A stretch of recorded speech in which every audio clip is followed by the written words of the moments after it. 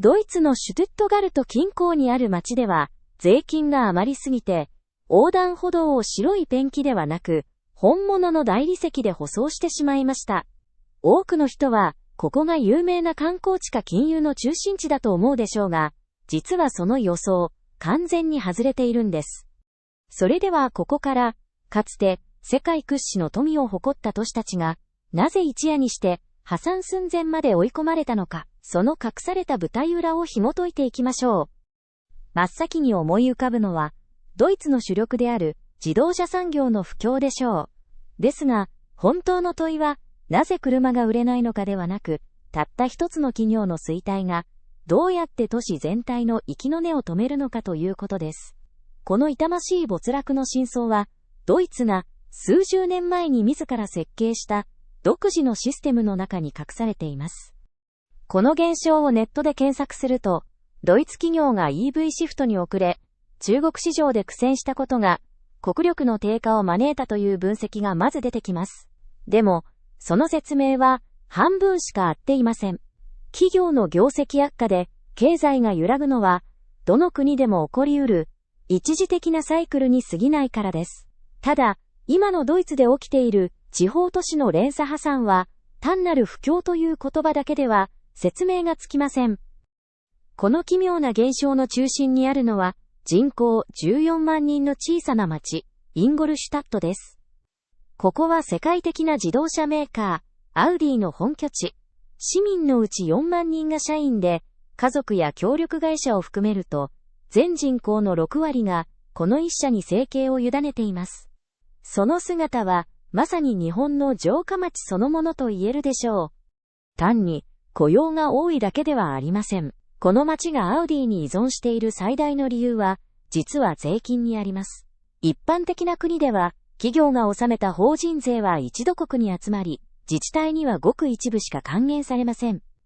しかし、ドイツは全く違います。ドイツの企業は、国税とは別に、事業所がある都市に対して、純利益の10から 20% を営業税として直接納める義務があるのです。インゴルシュタット市は、アウディの純利益の 14% を市の予算として直接徴収しました。2023年だけでもアウディが納めた税金は約300億円に達し、これは市全体の予算の 20% を占めています。ポルシェの町として知られる人口8000人のバイザッハという町は、さらにその上を行きました。好景気に沸いた2009年、この小さな町は、ポルシェからの税収によって、住民一人当たり約320万円という莫大な予算を手にしました。各家庭には子供一人につき16万円ものインテリア補助金が配られ、地元の図書館に数千万円のグランドピアノが置かれたほどです。シュトゥットガルト近郊の横断歩道に白いカッターラ大理石が敷き詰められたのも、まさにこの溢れんばかりの法人税のおかげでした。では、なぜドイツはこれほど極端なリスクを負う税収構造を選んだのでしょうか。そこには緻密な歴史的計算がありました。過去の戦争で中枢機能の集中がいかに致命的かを知ったドイツは、徹底した地方分権と産業分散を選択。工場だけでなく、地域ごとに特化した大学や研究所を構え、中学生から地元の産業に合わせた職業教育まで徹底したのです。その結果、各都市に世界的なアンカー企業が根を下ろし、地域経済を一身に背負って牽引する巨大なエンジンとなりました。ここで注目すべきは、豪華な大理石の歩道ではありません。好景気には、莫大な富をもたらす一方で、ひとたび危機が訪れれば、都市全体が共倒れするように設計された、この構造そのものなのです。ポルシェの利益が 99% 暴落し、アウディの業績も半減したことで、企業収益から得られていた巨額の税収も、文字通り半分に蒸発してしまいました。インゴルシュタットの税収は、わずか1年で300億円から130億円規模へと垂直落下。企業のくしゃみ一つで、手厚い福祉や補助金に頼り切っていた市の財政は、過去最悪となる5兆円規模の赤字の沼に陥ってしまったのです。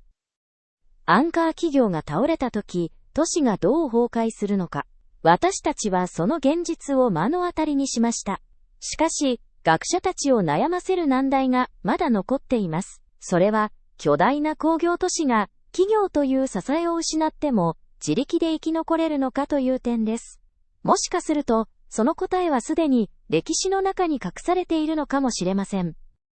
1970年代まで欧州最大の石炭産地だったドイツのルール地方がそのヒントになります。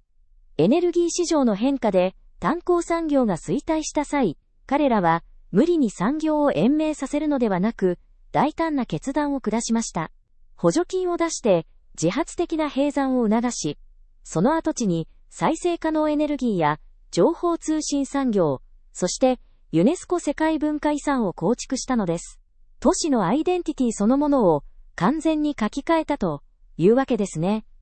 今後、私たちが注目すべき最初のポイントは、現在危機に瀕している自動車都市が、かつての炭鉱地域の成功を再現できるかどうかです。もし、特定の企業への税収依存から脱却できれば、それは、グローバルな産業再編の中で、地方都市が生き残るための新たな標準となるでしょう。二つ目のポイントは、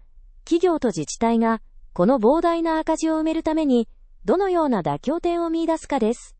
次に、ある大企業の名前がついた繁華街や、企業の本社が街全体を支えているような場所を通るときは、この隠された裏話を思い出してみてください。充実した福利厚生や整備された道路は、決してただではありません。私たちが毎日歩くその道の下では、企業の存続と街の運命が、一つの血管のように、恐ろしいほど密接につながっているのです。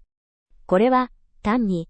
電気自動車の不振で、ドイツの税収が減ったという表面的な話ではありません。激変するグローバル産業の中で、かつての輝かしい成功の方程式が、いかにして致命的な弱点へと変わってしまうのか、その重い真実を解き明かす物語でした。